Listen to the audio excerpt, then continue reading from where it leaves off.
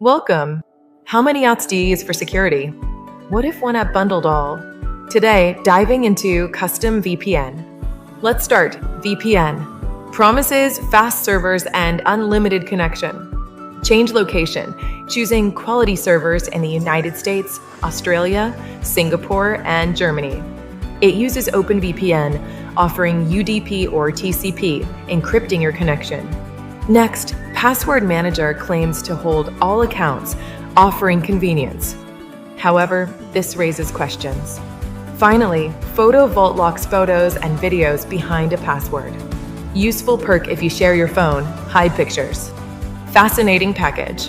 For basic privacy, it's worth a look. Be cautious with the Password Manager. The risk is high. Swiss Army knife for quick jobs, but a dedicated tool might be better. What do you think? Let me know. If helpful, like and subscribe. Thanks.